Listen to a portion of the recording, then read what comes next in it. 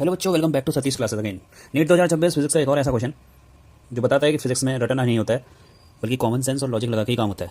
ठीक है, तो यहाँ पे क्वेश्चन है the sum of kinetic energy and potential energy of a simple pendulum bob is 0.02 joule. The speed of the pendulum at equilibrium position is approximately consider mass of the bob as 20 gram. तो क्या है इस question में? कुछ भी नहीं, और यहाँ रखा है नीट में। ये सबको पता है पेंडुलम इस पोजीशन में होता है, जब हम इसको डिस्प्लेस करते हैं तो ये मैक्सिमम यहाँ कहीं जाता है, उसके बाद फिर वापस आता है और इधर से भी मैक्सिमम जाता है। जितना मैक्सिमम हाइट इसने यहाँ पे गेन किया है इस पॉइंट पे, उतना ही मैक्सिमम हाइट यहाँ पे भी गेन करेगा। ठीक है, ये एक्सट्रीम पोजीशन होती है, ये मीन पोजीशन होती है। मीन पोजीशन का मतलब ही ये जो बोल रहा है ना इक्विलिब्रियम पोजीशन वही है।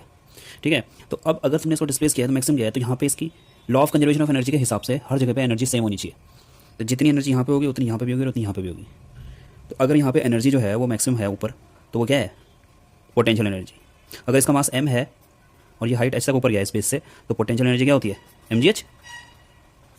ठीक है, लेकिन यहाँ पे कोई वेलोसिटी नहीं है तो काइनेटिक एनर्जी क्या होगी? 0 होगी। अब इन्हीं दोनों का सम तो क्या होता है? टोटल एनर्जी, यानी काइनेटिक प्लस पोटेंशियल, जो वो क्वेश्चन में बोल भी रहा है, तो वो भी क्या होगा? mgh, ये वाला।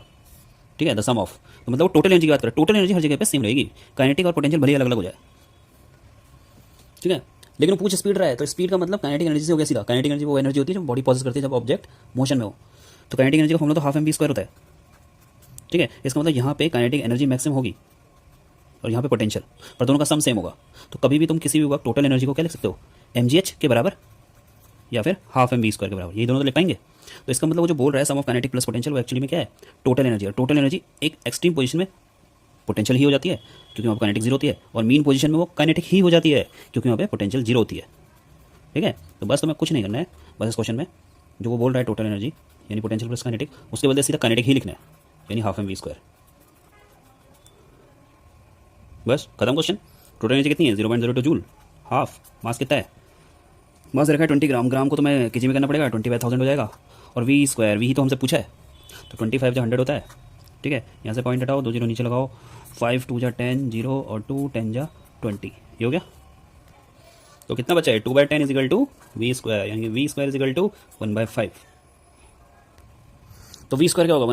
1/5, यानी वी 1/√5। एक सेकंड, अच्छा यहाँ पे एक और जीरो आना था, 1000 था ना। ठीक है, तो यहाँ पे एक और जीरो आएगा, मतलब यहाँ पे 10 हो जाएगा, मतलब 10 से 10 कैंसिल होगा। V square is equal to सीधा से 2 होगा ना कि 1/5। तो वी इज इक्वल टू क्या होगा? √2, यानी √2 की वैल्यू क्या होती है? 1.414 मीटर पर सेकंड, पर उसमें अप्रॉक्स बोला है तो 1.41 आएगा, यानी ऑप्शन नंबर बी। देखो यहाँ पे एक ऑप्शन नंबर सॉरी ए, एक ऑप्शन यहाँ पे 14.1 भी है, वो नहीं आएगा।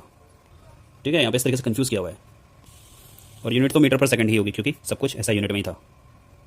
ओके, तो सिंपल क्वेश्चन है, कोई प्रॉब्लम नहीं है इस क्वेश्चन में। ठीक है, तो आपको लॉजिक अच्छा लगाना आना चाहिए, रटने का नहीं होता है साइंस में। ऐसे ही इंटरेस्टिंग वीडियोस, इन्फॉर्मेटिव वीडियोस के लिए बने रहिए सतीश क्लासेस के साथ। Okay, thanks for watching.